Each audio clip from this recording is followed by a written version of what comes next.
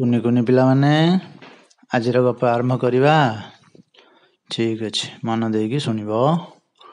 ଥରେ କ'ଣ ହେଇଛି ନା, ଗୋଟେ ଜଙ୍ଗଲ ପାଖରେ ଗୋଟେ ନଦୀଟିଏ ଥିଲା। ବହୁତ ବଡ଼ ନଦୀଟେ। ନଦୀରେ ବହୁତ ପାଣି ଥିଲା, ଗହୀର ନଦୀଟା। ସେଥିରେ ବେଙ୍ଗ, କଇଁଚ ଆଉ କୁମ୍ଭୀର ବି ରହୁଥିଲେ। ବହୁତ ବଡ଼ ବଡ଼ କୁମ୍ଭୀର ବି ଥିଲେ। ଯେହେତୁ ଗହୀରିଆ ନଦୀଟା, କୁମ୍ଭୀର ଗୁଡ଼ାକ ମଝିଆ ମଝି ରହନ୍ତି ଯେଉଁଠି ଅଧିକ ପାଣି ଥାଏ। ଆଉ ବେଙ୍ଗ, କଇଁଚ ଏମାନେ ସବୁ କୂଳରେ ରୁହନ୍ତି। ମାଛ ବି ବଡ଼ ବୁଲନ୍ତି। ସେ କୁମ୍ଭୀରଟି ଦୁଷ୍ଟ କୁମ୍ଭୀରଟିଏ। ମାଛ ସବୁ ତ ଖାଏ, ତା ସହିତ ଯଦି ଜଙ୍ଗଲ ଜନ୍ତୁ କିଏ ପାଣି ପିଇବାକୁ ଯାଇଥିବ, ଠେକୁଆ, ବିଲୁଆ ଏଭଳିଆ କିଏ କହିଲେ ତାଙ୍କୁ ବି ସେ ଲୁଚିକି ଛକିକି ମାଡ଼ି ବସିକି ଖାଇଦିଏ। କିନ୍ତୁ ବାଘ, ସିଂହ ଦେଖିଲେ ଯାଏନି ପାଖକୁ, କାରଣ ସେମାନେ କାଳେ ମାରିଦେବେ। ତ ହେଇଛି କ'ଣ ଜାଣିଛ କି ପିଲେ? ସେ ଜଙ୍ଗଲ ଏ ଯେଉଁ ନଦୀ ପାଖରେ ଗୋଟେ କୂଳରେ ଗୋଟେ ବଡ଼ ଜାମୁକୋଳି ଗଛଟିଏ ଥିଲା। କୋଉ ପୁରୁଣା ଅମଳର ଜାମୁକୋଳି ଗଛ, ବଡ଼ ଗଛଟି। ସେଇଥିରେ ବହୁତ ପ୍ରକାର ମାଙ୍କଡ଼, ପକ୍ଷୀ ସବୁ ବସା ବାନ୍ଧିକି ରହିଥାନ୍ତି। ତ ପକ୍ଷୀମାନଙ୍କର ଭିତରେ କ'ଣ ହେଇଛି ନା, ବସା ବାନ୍ଧିଥିବେ। ମନେକର ଯଦି କେଉଁ ଛୋଟ ପକ୍ଷୀ ଅସୁବିଧାରେ ଖସି ପଡ଼ିଲା ନଦୀକୁ, ତା ମା ଆସିକି ତାକୁ ନେବା ପୂର୍ବରୁ କୁମ୍ଭୀର ଜଗିଥାଏ, ଚଟିକିନି ଖାଇଦିଏ। ମାଙ୍କଡ଼ ସବୁ ଦେଖିଲେ କ'ଣ ବା କରିପାରିବ? ମାଙ୍କଡ଼ କ'ଣ କୁମ୍ଭୀରକୁ ପାରିବ କି? ପାରିବନି। ତେଣୁ ସେ ଚୁପଚାପ ରହେ ଆଉ। ହେଲେ କିଛି ଦିନ ଗଲା ପରେ ମାଙ୍କଡ଼କୁ ଦେଖିକି କୁମ୍ଭୀର କହିଲା, ଆରେ ମାଙ୍କଡ଼ ଭାଇ, ଏଇ ଯେଉଁ ଜାମୁକୋଳି ଗଛରେ ଅଛ, ସେ ଜାମୁକୋଳି ଝଡ଼ିକି ପଡ଼ୁଛି, ମୁଁ ଟିକେ ଖାଉଛି ଯେ ଭଲ ଲାଗୁଛି।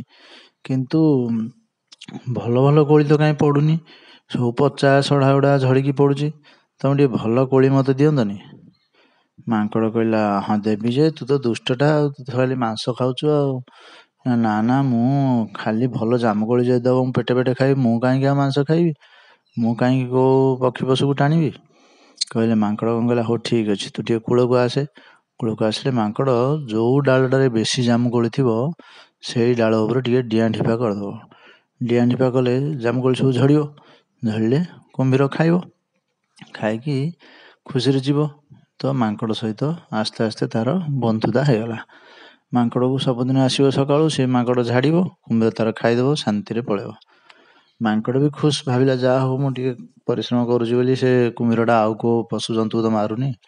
ଏମିତି ହେଇକି ଥାଏ।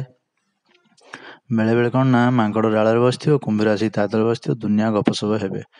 କୁମ୍ଭୀର ତାର ପାଣି ଭିତରର କଥା କହିବ, ମାଙ୍କଡ଼ ତାର ଜଙ୍ଗଲ ଭିତରେ କ'ଣ ଚାଲିଛି, କେମିତି ପଶୁ ଜନ୍ତୁ ମାନେ ଅଛନ୍ତି, ସବୁ କଥା କହିବ। ଗପସପ ହେଇ ହେଇ ଘଣ୍ଟା ସଂଖ୍ୟା ଗପି ସାରିକି ଯିଏ ଯା ରାସ୍ତାରେ ପୁଣି ଯିବେ। ହେଲେ ଏମିତି ଯାଉ ଯାଉ ଦିନ ପରେ ଦିନ ବିତି ଚାଲିଛି। ହେଲେ କୁମ୍ଭୀର ତ ଆମିଷ ପ୍ରିୟ, ସିଏ ବା କେତେ ଦିନ ଏ ଜାମୁକୋଳି ଖାଇ ଖାଇ ରହିବ?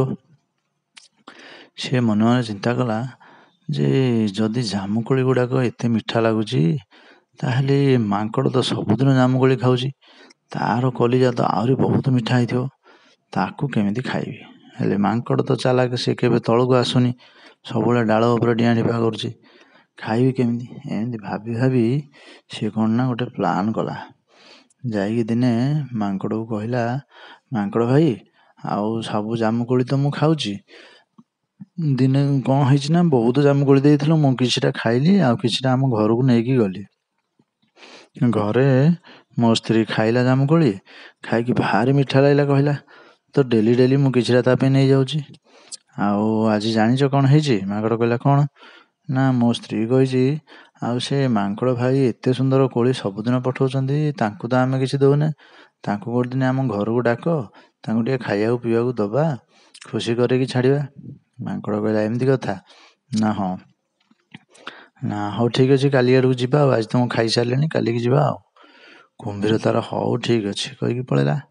ମନେ ମନେ ରାତି ସାରା କୁମ୍ଭୀର ଚିନ୍ତା କରୁଛି, କେମିତି ମାଙ୍କଡ଼ ଆସିବ ସକାଳୁ ନେଇକି ତାକୁ ଖାଇବି। ଏହା ଭାବିକି ଖୁସି ହେଇକି ମନେ ମନେ ଅଛି। ଯେମିତି ରାତି ପାଇଲା, ସକାଳ ହେଲା, କୁମ୍ଭୀର ତାର ଭାସି ଆସିକି କୂଳରେ ହାଜର। କ'ଣ ନା, ମାଙ୍କଡ଼ ଭାଇ ଯିବା ପରା ଆମ ଘରକୁ, ଆଉ ଜଲ୍ଦି ଆସ। ମାଙ୍କଡ଼ ଭାବିଲା, ହଁ ହଉ, ସାଙ୍ଗ ତ ଡାକୁଛି, ତା ଘରକୁ ଟିକେ ଯାଇ ବୁଲି ଆସିବି କହିକି ଆସିଲା। କହିଲା, ମୁଁ କେମିତି ଯିବି?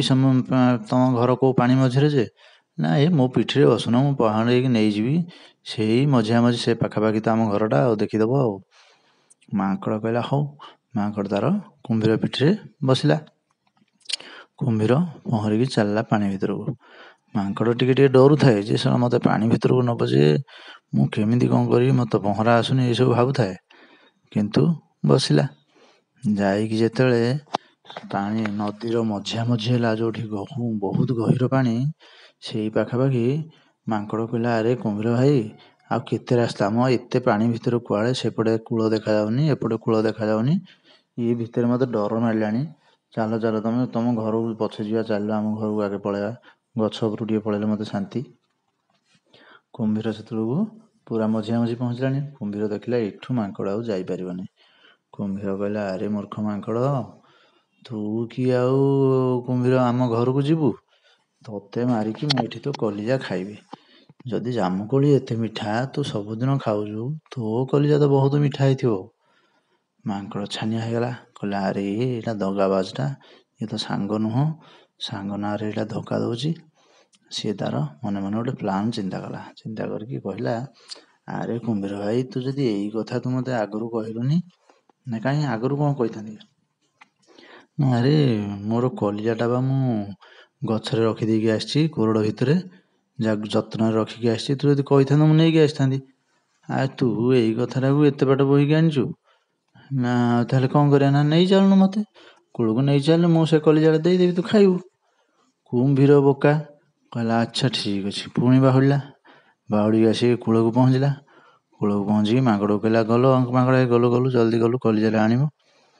ମାଙ୍କଡ଼ କ'ଣ କଲା ନା ଗୋଟେ ଡିଆଁରେ ଡେଇଁକି ପଳେଇଲା ଡାଳ ଉପରକୁ। ଡାଳ ଉପରକୁ ଯାଇକି କହିଲା, ଆରେ ମୂର୍ଖ କୁମ୍ଭୀର, ଆରେ ମାଙ୍କଡ଼ ଶରୀର ଠାଏ, କଲିଜା ଠାଏ, ଏହା କ'ଣ ସମ୍ଭବ? କୁମ୍ଭୀର କିଛି ବୁଝିପାରିଲାନି, କ'ଣ ଠାଏଁ ଠାଏଁ କହୁଛି। କହିଲା, କ'ଣ କହୁଛୁ? ଆରେ ମୂର୍ଖ, ମୁଁ ତ ରହିଲି ତୋ ସହିତ, ମୋ କଲିଜା କେମିତି ରହିବ ଗଛରେ? ତୁ ମୂର୍ଖ, ଯା ଯା ଯା, ଆଉ ମୋର ତୋ ସହିତ ସାଙ୍ଗ ହବାର ନାହିଁ, କି ତୁ ଏ କୂଳକୁ ଆସିବା ଦରକାର ନାହିଁ।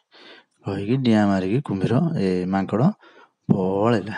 କୁମ୍ଭୀର ବିଚାରା ମୁହଁ ଶୁଖେଇ ଘଡ଼ିଆ ଅପେକ୍ଷା କଲା, ଫେରିକି ଆସିଲା। ଆଉ କ'ଣ ବୁଝିଲ ତ ପିଲାମାନେ? ଦୁଷ୍ଟ ବ୍ୟକ୍ତି ସହିତ କେବେ ବି ସାଙ୍ଗ ହବନି। ଯଥା ସମ୍ଭବ ତାଠୁ ଦୂରେଇକି ରହିଲେ ହିଁ ଭଲ। ଯଦି ତା ସହିତ ସାଙ୍ଗସାଥି ହବ, ସେ ଦିନେ ନା ଦିନେ ନେଇକି ମଝି ନଈରେ ତମକୁ ବୁଡ଼େଇ ଦେବା ପାଇଁ ବ୍ୟବସ୍ଥା କରିବ। ତାହେଲେ ଆଜି ପାଇଁ ଏତିକି। ବାଏ।